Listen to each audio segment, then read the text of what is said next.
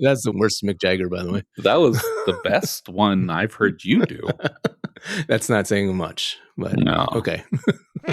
You can't wear sneakers doing the Running Man, by the way. Like you have to wear like leather bottom shoes. It's a lot easier to do it that way. You would stick with. You stick. You run. You basically run if you have sneakers on. Because there was Jefferson Airplane, then there was Jefferson Starship, and then we ended up with Starship. And they built this city. Oh, that song can suck my butt.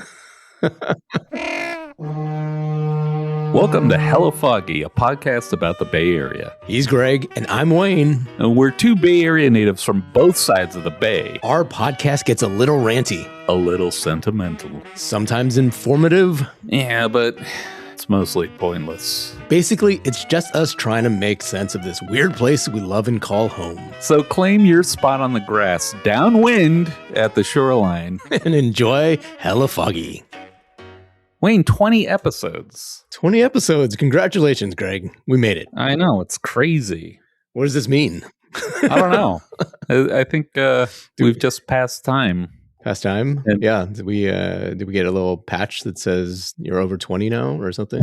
You know how like YouTube sends the creators a little plaque? Yeah. That would be great if we got one of those. We just need like 20 million more people to follow us. So if all 20 of our subscribers on YouTube can tell 1 million of their friends to listen to us and subscribe, I think we'll be on our way. And selfishly, people haven't been doing that. And that's disappointing. That's very disappointing. I think I expected more from our 20 subscribers, but it's fine. It's fine. Whatever.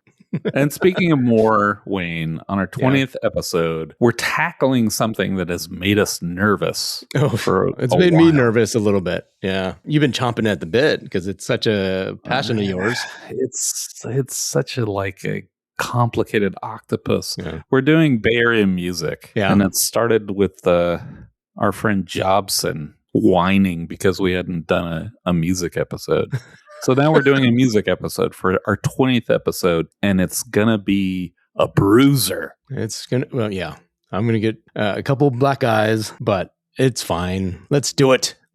I'll be gentle with you. All right. Well, before we get there, let's do some of our take backs. Wanted to just clarify, Kezar Stadium is also used for many high school championships. One of our listeners recalled playing their high school soccer championship there in the 80s. Who was that? Some fella named Sir Football. Oh, okay. All right. Yeah. Football spelled with a U. That's Schmidt. I went to elementary school and high school with him. Oh, yeah? What high school did you go to? Acalanes. Home of the Dons. Oh, nice. All right. And then the 7 Mile Scenic Drive that we talked about last week, instead of doing it in an hour, I think, they were saying that it takes about 3 to 4 hours to do it, and it kind of goes past all the major attractions. I've seen a map of it, and it does kind of wind. It doesn't go through the entire city. It sort of just kind of hits all the major landmarks, like the bridge and the beach, and then Fisherman's Wharf and Lombard and all the good stuff. So pretty much like the southwest corner, or no, the northwest corner. Northwest. Sorry, you're not part of it. No, no. For all the other parts of the city, yeah, you're SOL. So, yeah.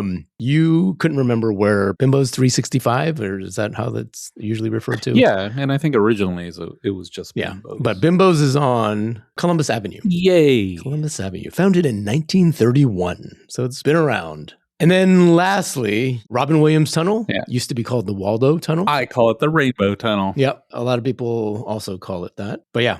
When you listen to the radio and you hear the traffic reports all the time. Yeah, it's one of those things. It's where you sort of get trained to hear all the major stopping points in traffic, and until you finally go to the actual location, like the Carquinez Bridge, blah, blah, blah, blah, blah, or, the Altamont Pass, all that stuff that you always hear. The Ultimate Pass. Yeah, like, traffic's at a standstill on the Dumbo, stuff like that. The Dumbo. It's the Waldo Tunnel is the one that's up north. And Wayne, yeah. So the Altamont Pass, interestingly, ties into our theme today. The Altamont, really? The music theme. Okay. Yeah. How so? There was a Rolling Stones concert at the Altamont Speedway Sorry, I belched. But I think it was like 70. And geniuses that they are, the Rolling Stones hired the Hells Angels to provide security, and they paid them with beer.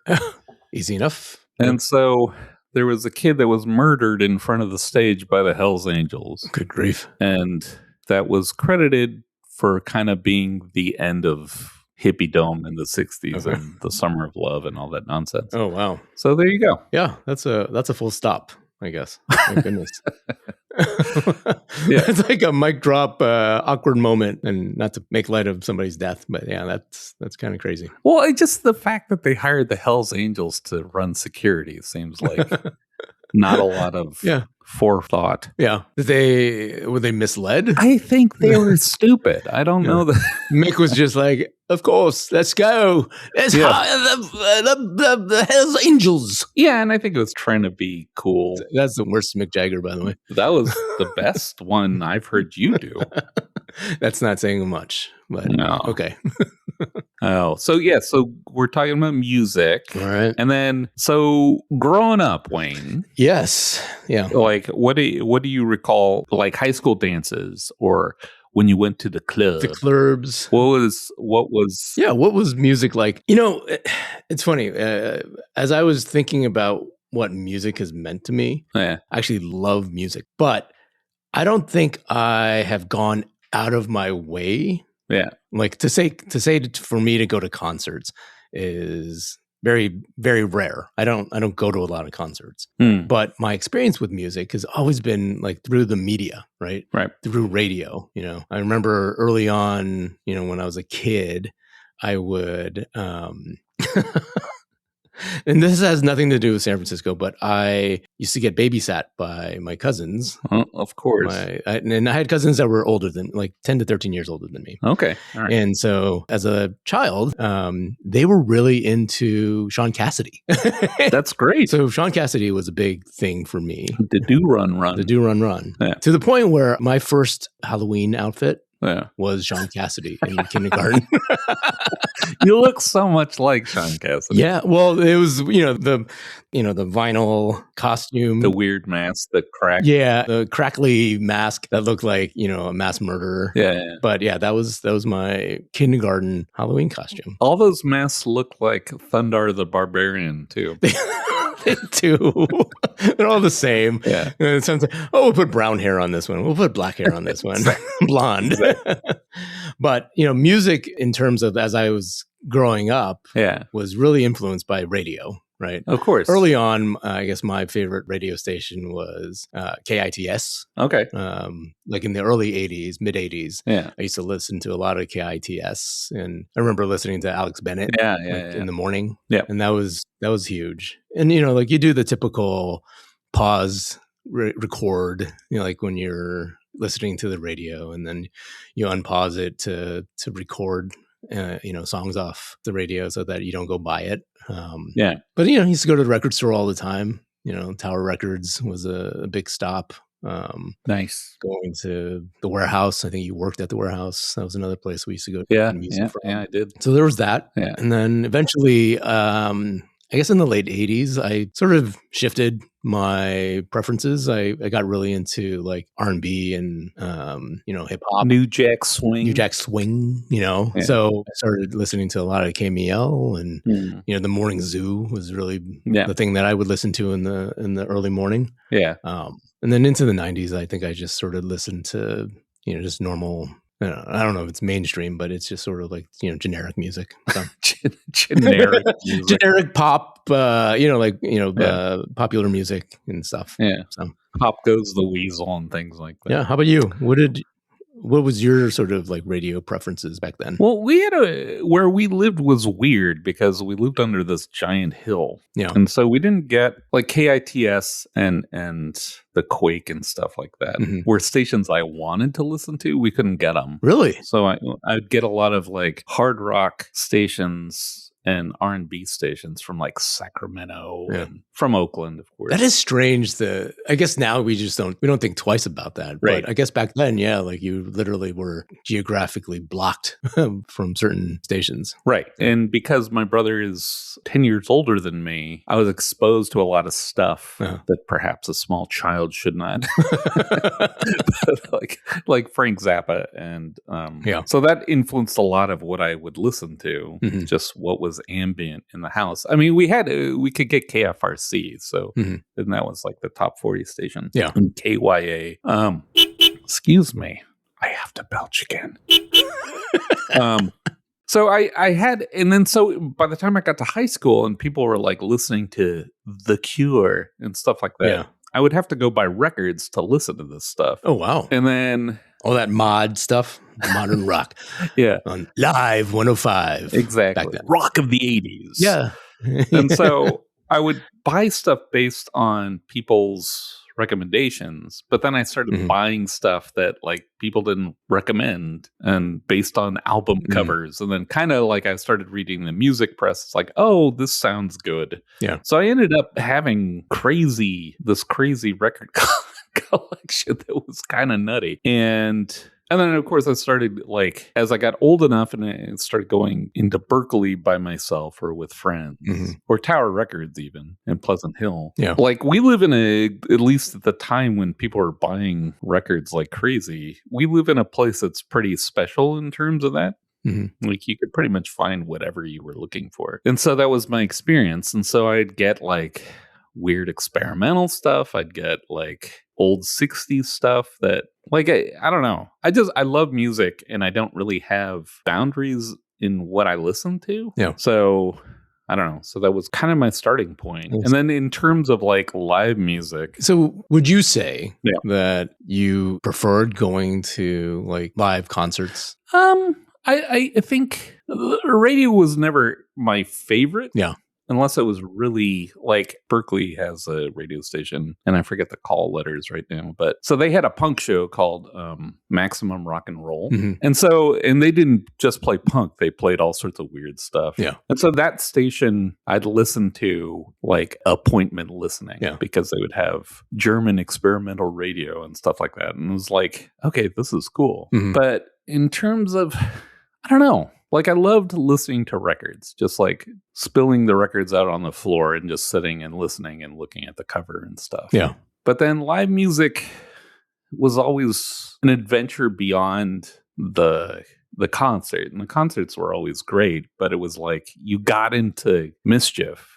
At least I did. And it meant going to the city and like hanging out in North Beach and seeing creepy stuff.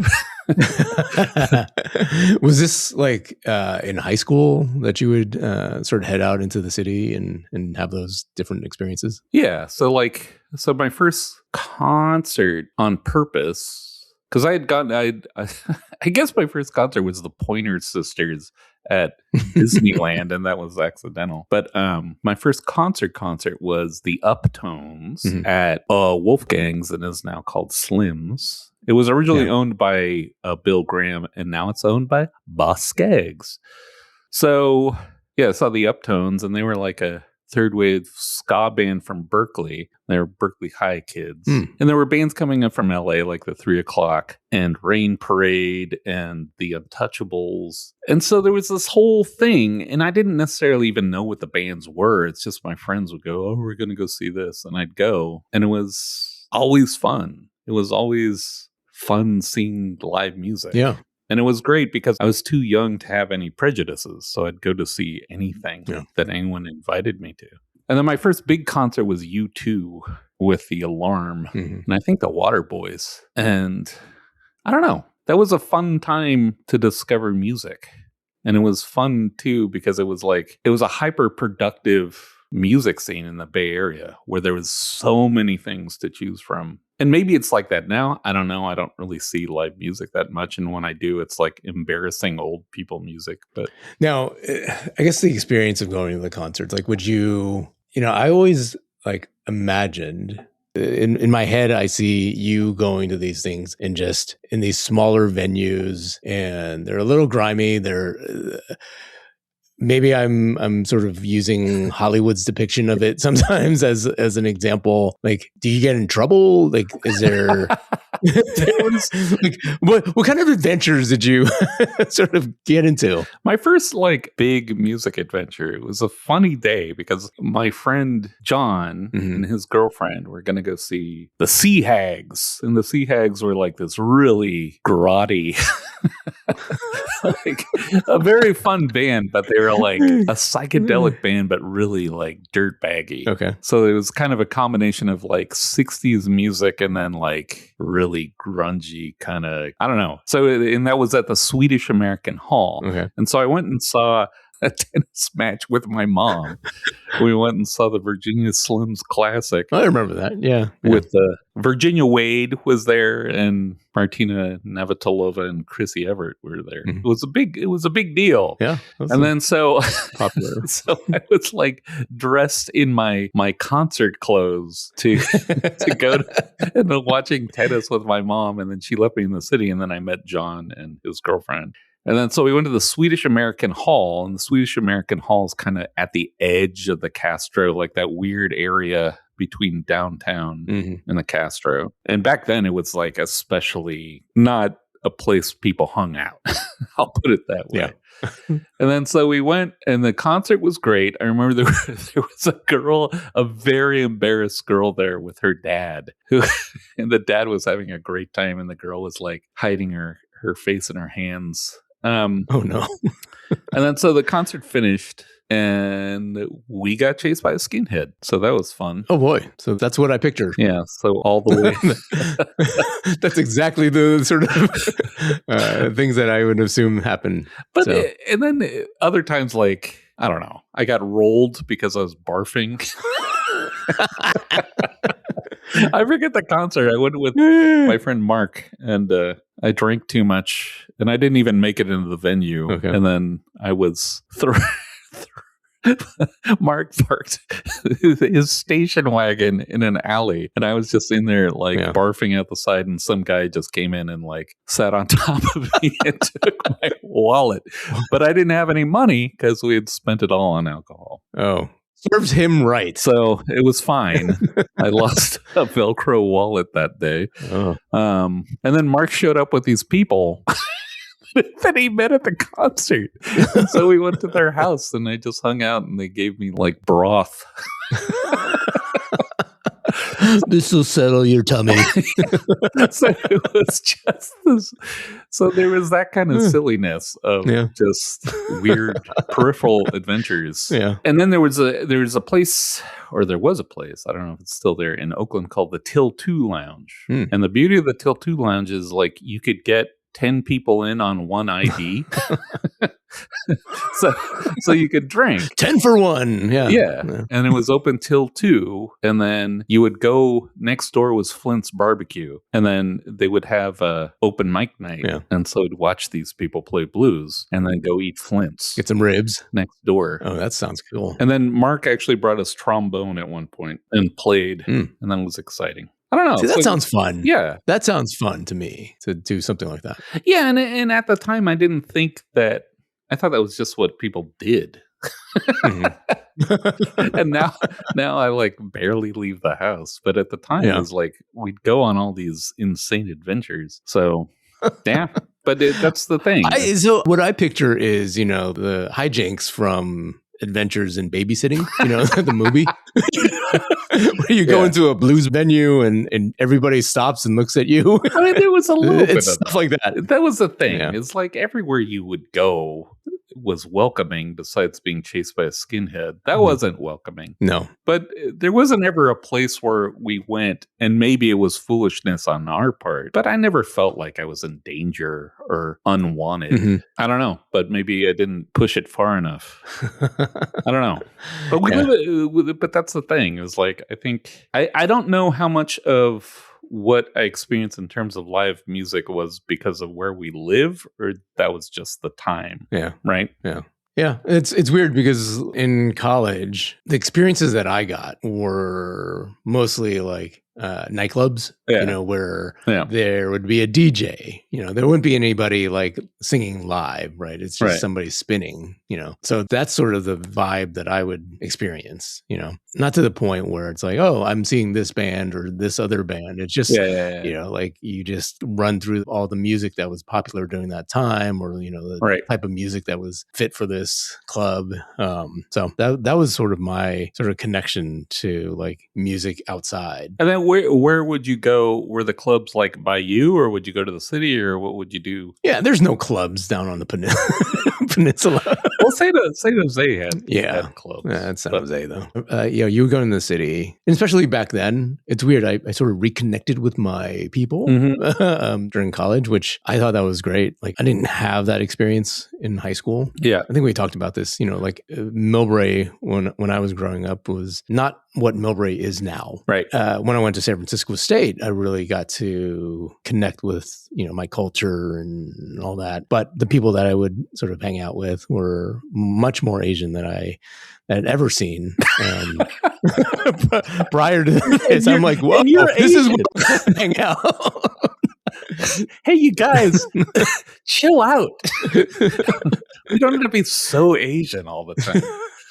But I think in the 90s there was a shift, like in into the 2000s now. Yeah. Right. Where San Francisco itself, the city itself had a big cultural shift in terms of population as well as just influence, right? I think too, like people were just being themselves more instead of just like signing up for whatever the popular thing was. Yeah.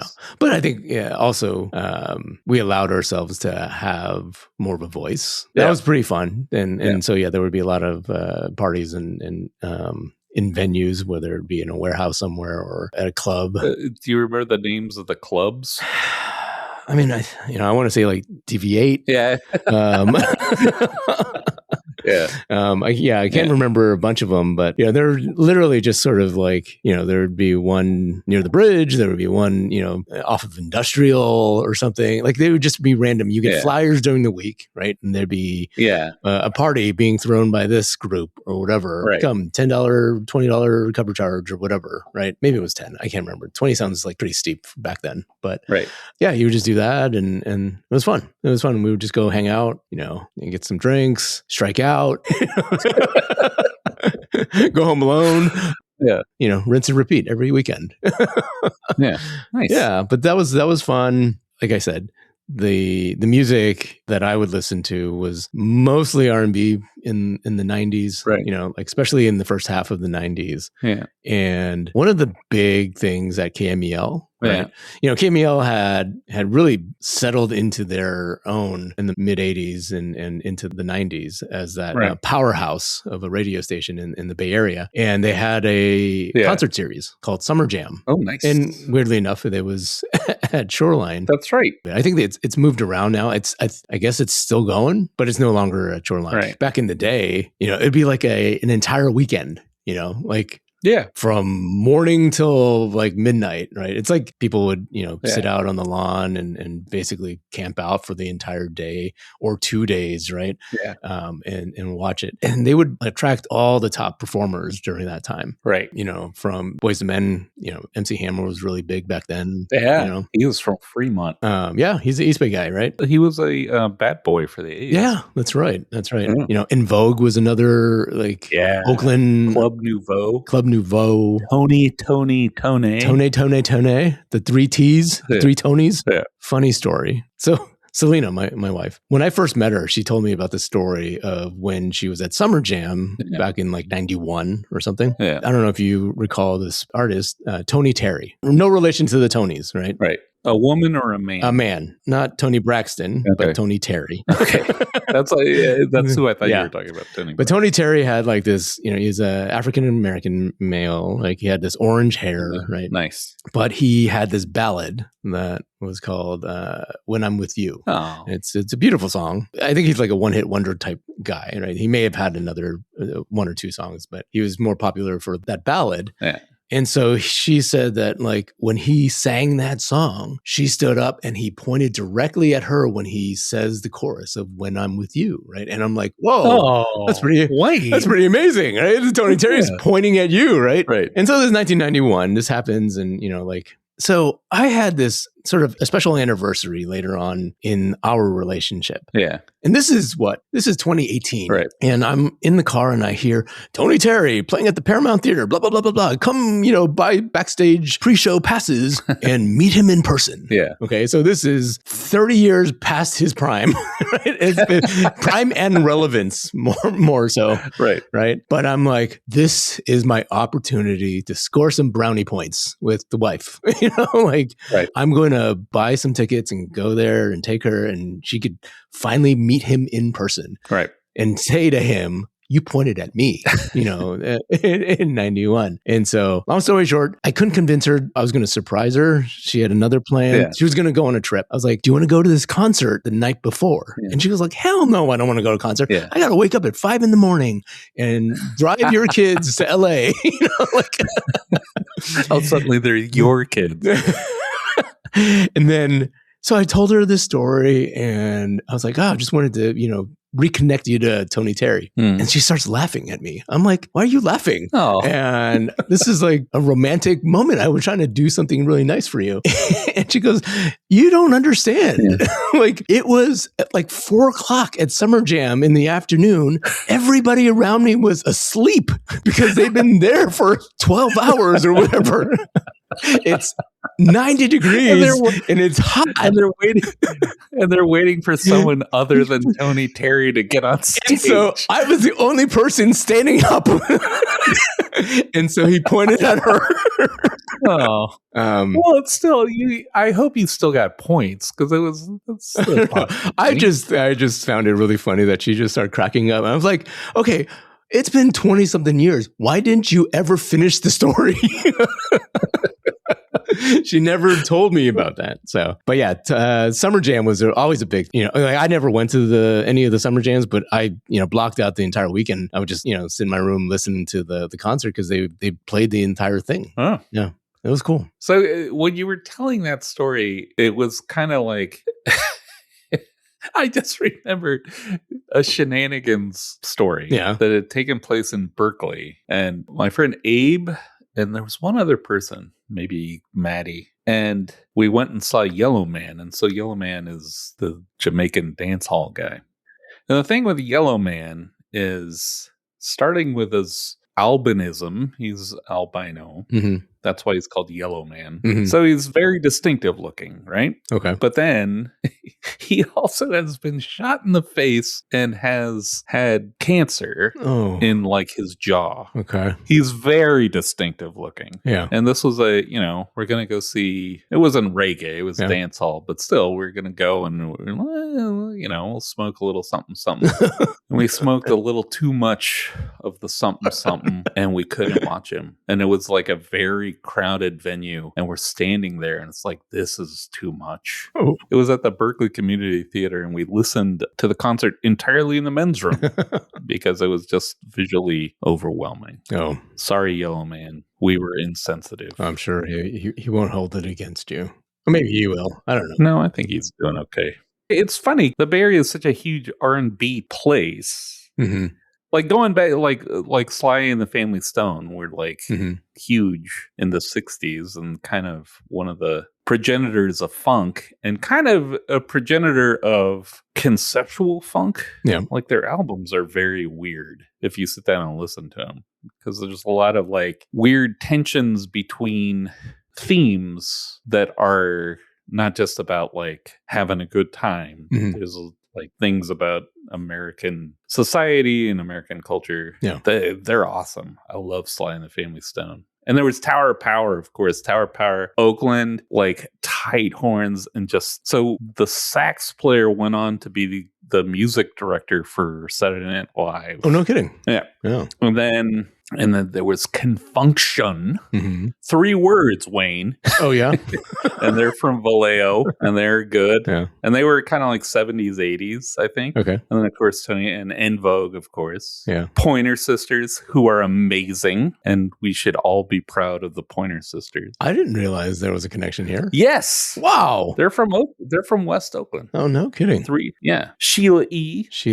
Yeah. Wow. And then Sylvester Wayne. Who I love Sylvester. That's my favorite disco person. Digital Underground. Well, now we're getting into hip hop. Do we want to get into hip hop? We don't have to. No, but we should. But, organically, are we moving? All right. I have a question for you. Okay. When you were going to the clubs. Yep. Did you ever go watch a scratching thing? No. Yeah. Like, no, that sounds amazing now, though. I don't know. I probably didn't know how to get there. I think like 12 Galaxies would have scratching. Yeah. And then they would have the big competitions. Yeah. And then so DJ Shadow came from that. Okay. And there was Invisible Scratch Pickles. Okay. And the Invisible Scratch Pickles were not permitted to be in competition after a while because they were that good, Wayne. That good. Wow. Yes. One of my best friends growing up, he was a DJ, but he would just do parties and stuff. Yeah. He's not like a DJ Qbert or something. Yeah. But yeah, he was definitely like Peanut Butter Wolf or whatever that guy's name. Yeah. Yeah. Boy. But yeah. A lot of, music talent that has come out in the Bay Area. Right? Yes. And that's what this episode is about. Yeah. Yeah. So thank you for reminding our listeners that we're talking about that. We're talking about music. Anything else from your experiences? Well, just like, I think, we have through Mills College, which doesn't exist anymore. It's like the West Coast campus for some East Coast college now. But Mills had this amazing, historic new music program. And so I went and saw a couple concerts there, and it's just weird conceptual stuff. Like one of the guys who came through Mills is this guy, Alvin Lucier. Yeah. And he would do these very cool things. Like he did this thing called I Am Sitting in a Room. And he read a paragraph, this little monologue about I am sitting in a room and I'm recording myself sitting in this room. And then he would re-record it over and over and over again till the words disappeared. And it was just the feedback from the room till it just became tone. What? Then he was able to say, well, this room is in the key of blah. What? Yeah. And it was just really simple. It's just him recording and re-recording himself over and over again. Yeah. And the thing was, it's a little poignant because he has a stutter. So I'm sitting in a room. That's wild. And then he did another thing called music on a long, thin wire. And he just strung up one giant long wire. And the thing is it was so long that it would kind of feed back on itself.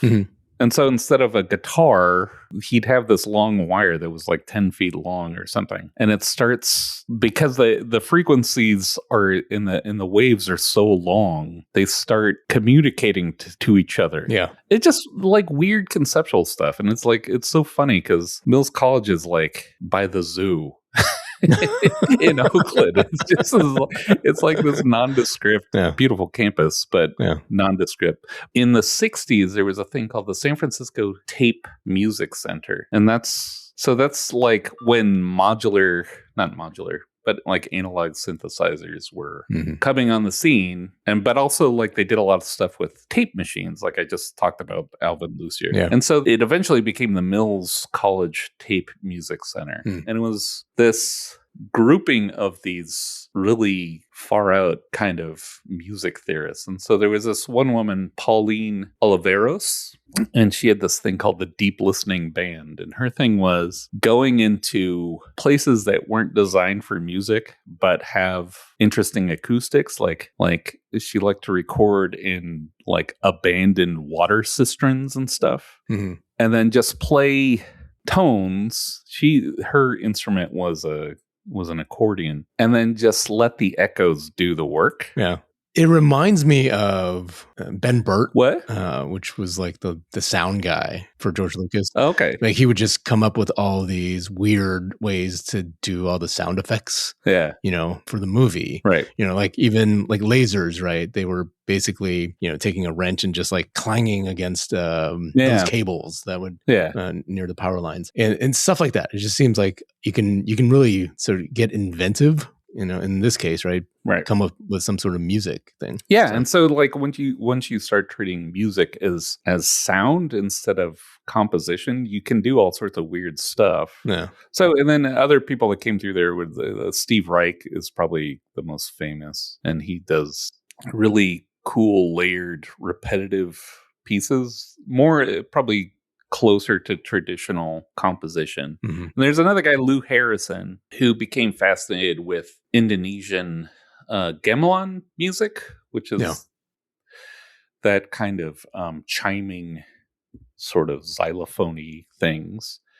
And so he would do compositions for, I don't know, it's just, I love this. And the thing is like, it's all music that I would never force anyone to listen to. Yeah. It's just like, it's entirely for me. But, and then Morton Subotnick was this guy who did a lot of work on developing the first kind of analog synthesizers. And so his big contribution was he developed kind of the first portable synthesizer, which was the Buchla 100 series of modular electronic music systems. And then John Cage came through Mills. So, because you've just listed off like 5 men. Well, no, there's Pauline Oliveros. Oh yeah. But you've listed out like several men. Yeah. Like, is this before or after they were supposed to be a women's college? Well, I think the graduate program was. Go ahead. Well, but also women's colleges can have male. Oh, they can? Yeah. I don't know. It's not a nunnery. I always assumed that it was like a nunnery.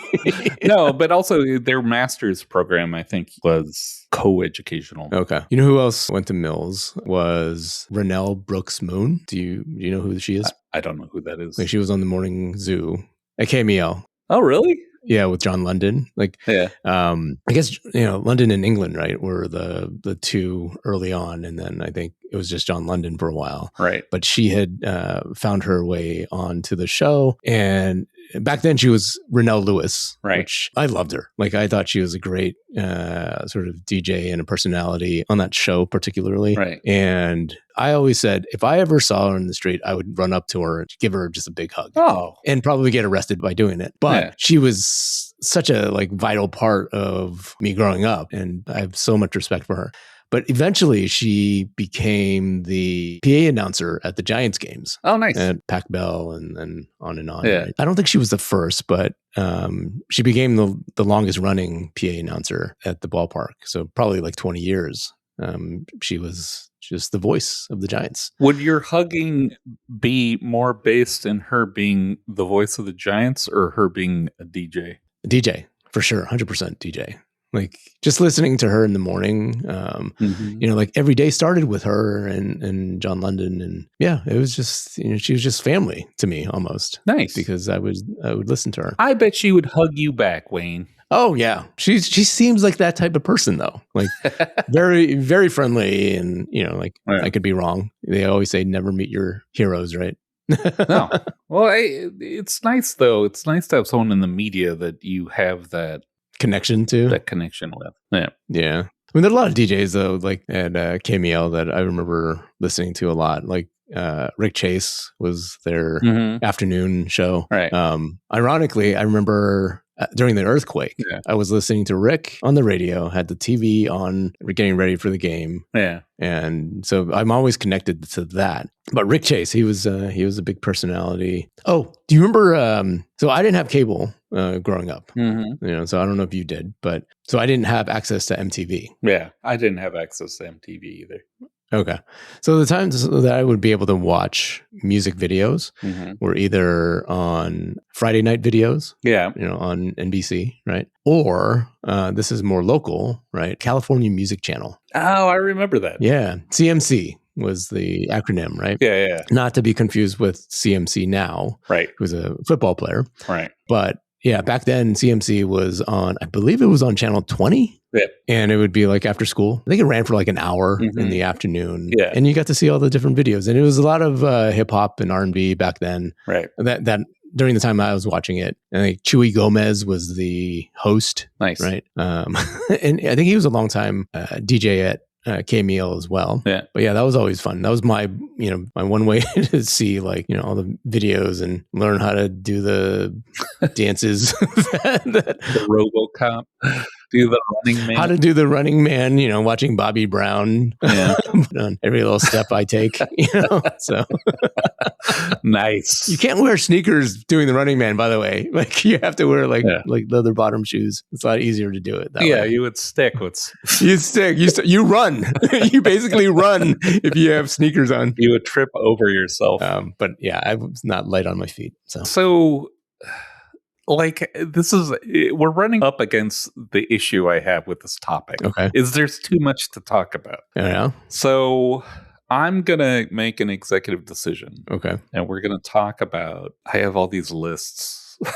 Go for Let's talk about metal for a second, just because it's a relatively short list. So of course, like the Bay Area is the home of, well, not the home, but kind of like origins, an important origin location for thrash metal, right?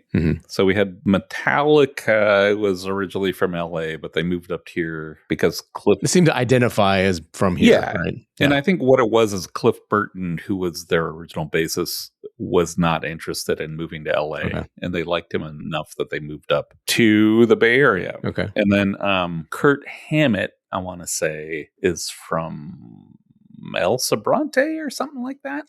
So there's that. And I don't want to spend a lot of time on Metallica because, you know what? We've heard enough from Metallica. They're going to make enough money when they perform at the Sphere later on this year. Their hearts will not be broken. At $1,500 a pop. Yeah. They don't need. They're fine. Hella Foggy didn't cover us enough.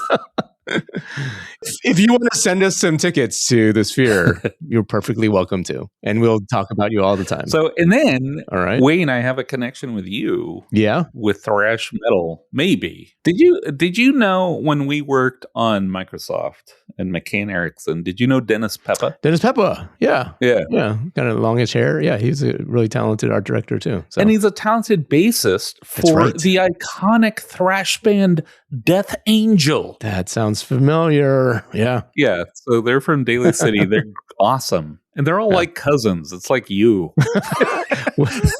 I might be related to Dennis.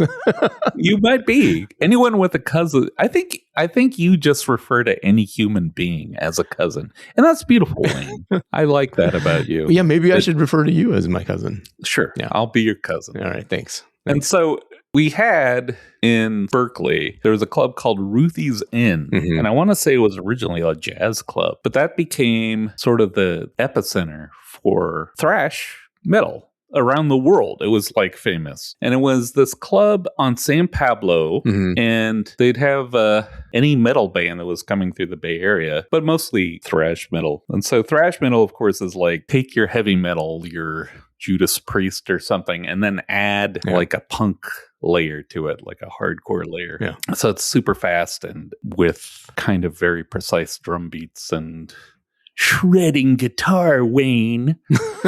So they would go to Ruthie's Inn, and as a result, there's all these iconic bands like Testaments from Berkeley, Exodus. I love Exodus. They're from Richmond. Death Angel, of course, we talked about. Possessed, who Possessed, actually, the guitarist went on to be in Primus. So that's a fun fact, Wayne. Larry. And then Forbidden from Hayward. Okay. But also there was this. So the famous sort of outdoor concert in the Bay Area, like for rock, was Day on the Green, right? You've heard of Day on the Green. I've heard of it, yeah. And they do. I think they was like at the Coliseum or something. Okay. So the thrash guys had their concert series called Day on the Dirt because they play at Aquatic Park in Berkeley. But they would play with punk bands too, like Black Flag, actually, famously not from the Bay Area, but Black Flag would come and play. And that was another thing is Ruthie's End did this thing called, they would do unity shows, which was they'd have a thrash band and then they'd have a hardcore band. So like the punks hung out with the headbangers. That was beautiful, Wayne. And then what? I wanted to unpack this. You associate like a certain type of music fan to a type of people. Right. Is that normal or is that just like an assumption? I think back then it was like there were the scenes and it was kind of artificial. Like it was like, who gives a shit ultimately? It's like, but back then it was like, well, the punks, man, we got the skateboards. And then the metal guys would like, well, you have short hair. It was literally that stupid. Well, do you remember the movie Some Kind of Wonderful? Barely. Yeah, but there's these punks that like they're in detention and they're hard and they've got the the tattoos and all that stuff, but they come and save the day at the end. Yeah. That's what I picture when you're talking about these the punks and the headbangers and all that stuff. Yeah, so. And I think there was a conscious desire a lot of times to create that kind of like like a West Side Story thing of like the Jets. It's stupid. It's just music. Just get over yourselves, you morons. I had this high school friend, and I remember, and he didn't fit the part, at least to what you're explaining, right? Yeah. But you know how you used to scribble on your book covers and all that stuff in class? You're just like doodling, right? Yeah. He was way into like metal, and so he would draw like the Metallica logos and is Slasher or Slash or something like that. Thrasher? Is that a Thrasher? But isn't that the skateboard magazine? Yeah. No, not Thrasher. Slayer. Yeah, Slayer. Yeah, he would draw those things and a bunch of different other bands and stuff, and I'd be like, "Oh, what's that?" And he was like, "It's metal." I'm like, "Oh, okay, it's metal, Wayne." Yeah. But there's an interesting thing about Slayer is from LA and they were doing thrash. Okay. But they're from LA. So they came up north and they played at Ruthie's Inn. Yeah. And the thing is like the LA metal guys, there was a little overlap with hair metal a little bit. So Slayer showed up and they were wearing like eyeliner and stuff. Yeah. And the Ruthie's Inn people were like, what are you guys doing? So Slayer actually had to toughen up to play at Ruthie's Inn. Oh my God. So that's funny. There's a subgenre of metal called stoner metal that's slower and more plodding and heavier. The famous Oakland band is a band called Sleep. They were almost like avant-garde. Like they had songs that were like 40 minutes long and just minimalist and just pounding. Members from that band went on to form all sorts of, there's a band called Om. They're like a beloved cult band now. Yeah. And then there was another band in that kind of genre called Acid King. And then there's, of course, this band Neurosis, who they're from Oakland, and they're punishing, like just bruising to listen to, like loud, like it's like being hammered. It's not fast. It's not technical. It's just like boom, boom, boom. It's so weird that, I don't know, because the Bay Area always gets, we're the liberal paradise and all this stuff. But we turn out such bizarre art. You've got on one side Johnny Mathis, and then on the other side, and then Dave Brubeck, and then we have Neurosis. Dave Brubeck, famously from Concord. Now, would you say that this is the type of music that you preferred? You said you were pretty open to a lot, right? Yeah, it was pretty open. So like the thrash thing is just interesting to me because it's not even Bay Area, it's East Bay. And it's these towns that like I'm familiar with just from growing up here. Yeah. Like Primus is from like Pinole or El Sobrante or something. Okay. And it's just it's so bizarre to me that like bands that are world famous are from like places where when I was growing up, like there's a strip mall there. No, exactly. Yeah. And they're just knuckleheads, and and then there's Faith No More is a Bay Area band, and it started the career of Mike Patton, and he's a really crazy avant-garde dude, but he like grew up as a knucklehead. And I think I love that. I love that about the Bay Area, that we have these like just these dirtbag suburban kids that are make this music that like influences people love, and it's very strange and weird. Did you ever work with Kevin Seidel? Yeah. Like he's in that band called Recliner. John and Ward. I remember John and Ward. Yeah, their band is pretty cool. I don't know if you've ever listened to it. It's more just sort of like rock. Yeah. I remember them being in a band. I don't know that I'd listened to the first time I worked with him, he was like, "Hey, here's my CD." I'm like, "Oh, okay."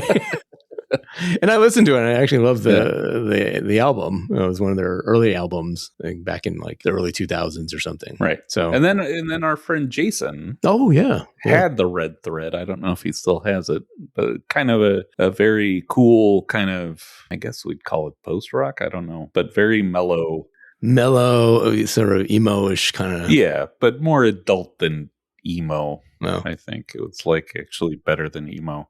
So I guess one thing, we have to talk about the 60s, Wayne. Yeah. So the way I have my list going. Okay. So there's the things we haven't covered yet. There's punk and kind of like new wavy in that world. Yeah. List it out. Then we have the big commercial bands like Journey, Huey Lewis. And that's a whole list. Huey Lewis, by the way, is still going. Like, he gets invited to sing like a national anthem, whether it's a Niner game or a Giants game. Like they're still at it. Yeah. And then, so he was also like, before they were Huey Lewis and the News, they were called Clover.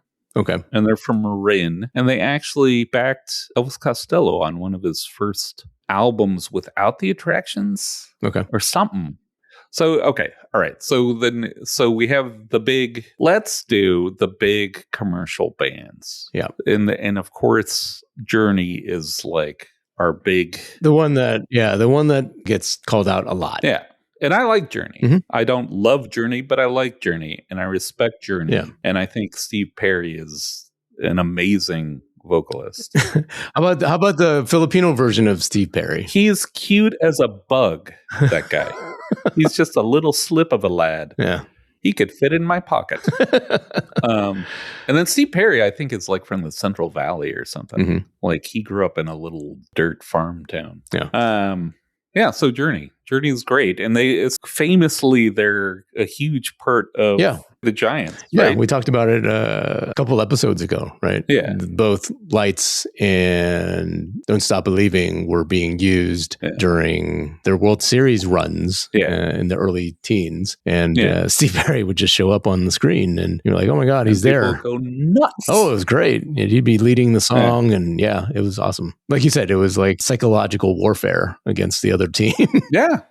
And then, so they were somehow like came from Santana originally, and I think the original Santana, and so Santana, and so they started out as like a really arty kind of progressive like jazz fusion band. They hired Steve Perry, and Steve Perry is like, "Nah, we're not doing that. We're gonna like actually make some money with this bitch." So, but then they became like. I would say in the 80s, they were the most, like they set the tone for like big commercial rock music. Yeah. Would they be considered hair band? I think they probably, they were, I would say they were pre-hair. Okay. They were bald, Wayne. Yeah. I can relate. Yeah. And so they were in the pop end of that. They weren't, but they weren't like a hair metal band like Motley Crue. Okay. And so going down the commercial band list, Third Eye Blind. I don't know. I guess the guy's a dick. Is from what I've heard. Okay. He's like, doesn't have a good reputation among the audio engineer world in the Bay Area. Oh. Like he's apparently, so we don't get sued, he's enormously cheap and a bully. This is all, what's the the legal term? Hearsay? I think it was like it was in SF Gate or something. There was a whole... Okay. So sue them. Yeah. So sue them, third eye blind. All right. Turn your third eye over that way, because... Give them the third side eye. Yeah. So Santana, of course. I like Santana fine. So they actually had the best performance in the Woodstock documentary. Their performance is amazing. Yeah, like the drummer, and they have two percussionists, and then Santana just like rips out this insane solo. What had happened was Santana himself was on LSD, and then they approached him and said, "Hey, you're on next." Yeah. And he wasn't prepared, because that's why he took LSD. He thought, I got a break. I might as well take some LSD. And it helped him. Oh. And so they had this, like, probably the best performance at Woodstock. Oh, nice. So that's crazy. Yay, LSD. You mentioned something last week in our last episode, Jefferson Airplane. Yes, but that's a different list, Wayne. Is that? This is the commercial band. You don't think they would? Starship is on this list. Okay, so Jefferson Airplane will be in the 60s list. So we're gonna get to that when we get to the 60s list, Wayne. So you're going forward, backwards. I don't know. I'm just grabbing because I'm panicking. Right. All right. What do we got? Counting Crows. I went and saw them one New Year's Eve and had a successful romantic evening. There you go. That's all I remember. They were not impressive. But you were. I was. No, I don't think I was. Joe Satriani, guitar wizard kind of shredder guy. Yeah, he sounds familiar.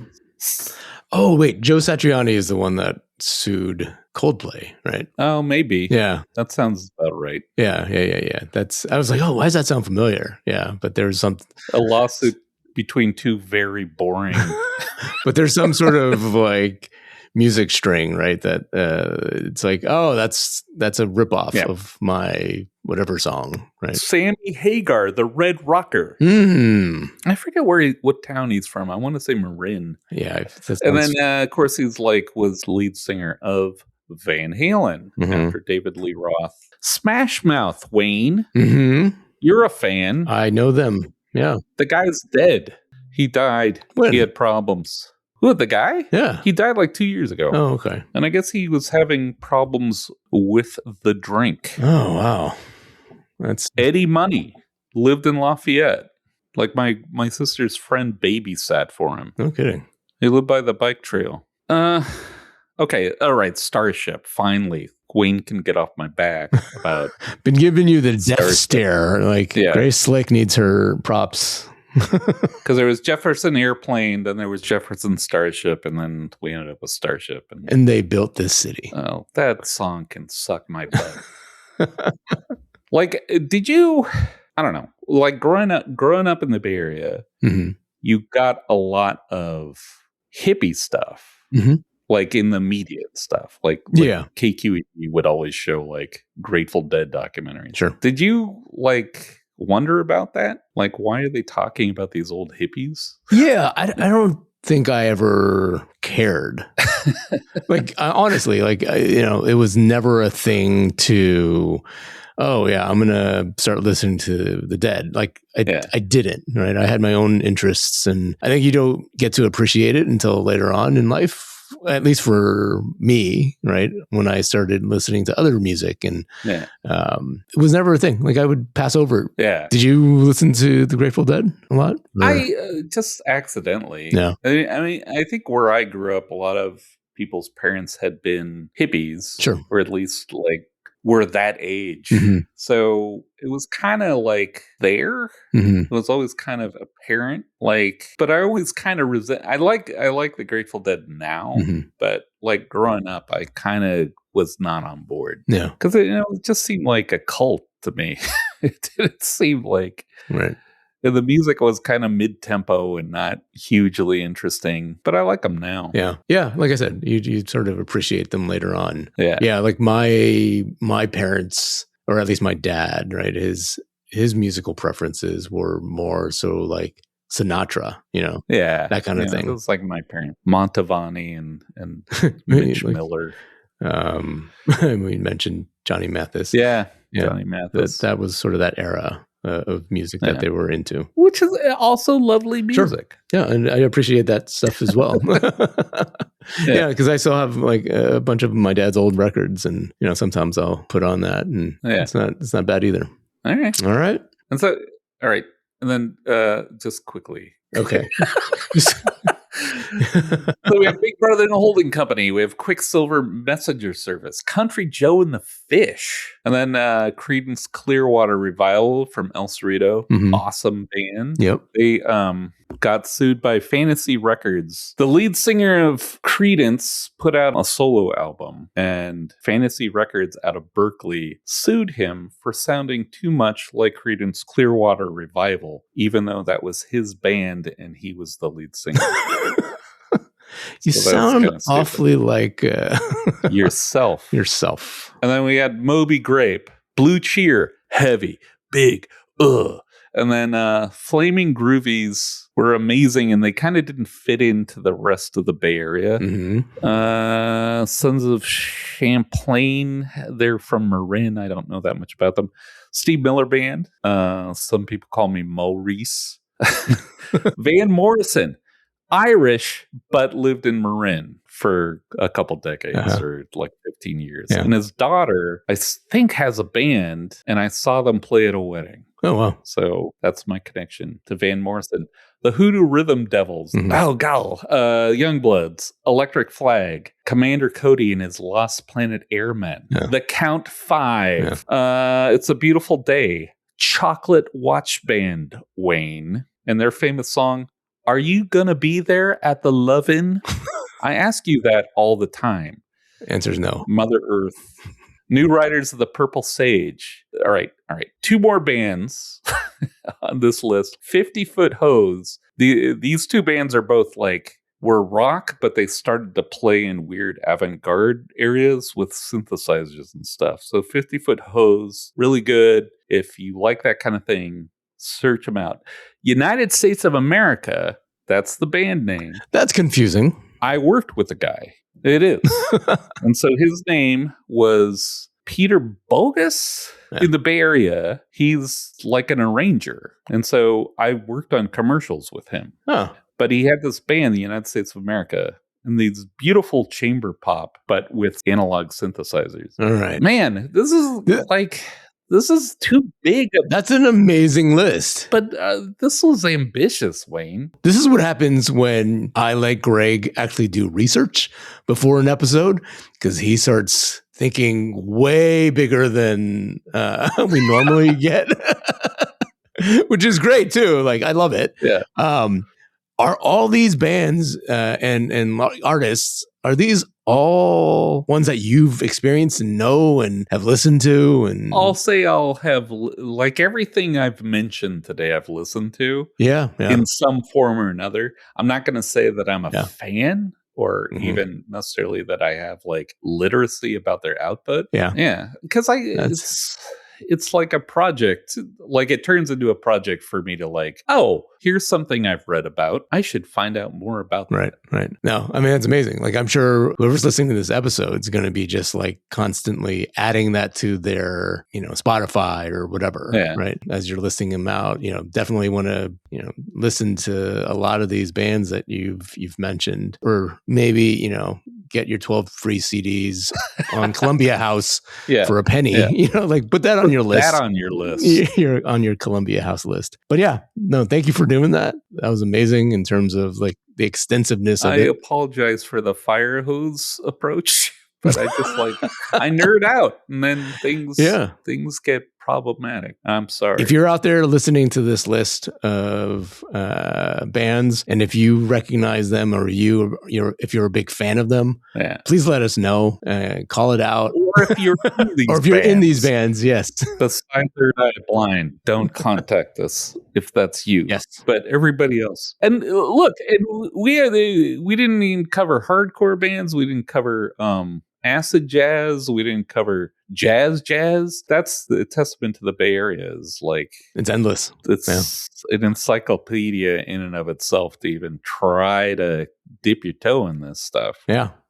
So yeah, definitely let us know what you thought. Email us at hellafoggypodcast@gmail.com or go to our Instagram channel @hellafoggypodcast and let us know there. Greg, if there's any addendum to this, we can probably follow it up with another episode revolving around music. I know you look tired. I'm exhausted. That took a lot out of you, I can tell. I don't ever want to listen to music ever again. But thank you, Wayne. And I like hearing about your at the club days. Yeah. Because I don't know that side of your life. Yeah. So that's super interesting. Yeah, no, those were fun, but I'm sure we have other topics to uncover. Yeah, and you'll do sports and you'll get your revenge on me. So I'll just be ignorant and dumb. Not that you were ignorant and dumb today, but I know I'll be ignorant and dumb. Well, thank you everybody for listening to our 20th episode. We made it to 20. 20 years of this, Wayne. 20 years. If we did one episode per year, where would that take us? Because this episode did feel like an entire year's worth of information. So but yeah, let's look forward to more episodes coming in the future. We definitely want to mix it up. We want to explore different types of content for you guys. If you guys have ideas, thank you, Jobson, for this idea. Yeah. If you have other sort of requests, let us know. And thank you for your patience and your listening to us talk about silly stuff. We've gotten lovely feedback from people, and it's nice to hear from you. And I hope that this is interesting for you. Yeah, because it's interesting and fun for us. Yeah, I spent this past weekend talking to a couple friends that listen to the podcast. Yeah. All three of them were like, dude, he's rage baiting you. like they're talking about the Hella Spooky episode, and they're like, he was just egging you on.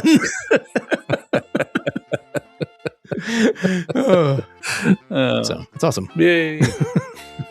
All right. That is the most tired yay. I gotta eat lunch. Okay. All right, buddy. All right. Thank you, Wayne. We'll talk to you soon. All right. All right. Bye. Bye. Sorry.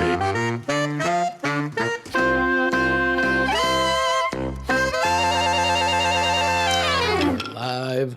Drink a little water. Nectar of the gods. Water. God's piss. All right. You should do as a competitor to Death's Head Water. You could do God's piss.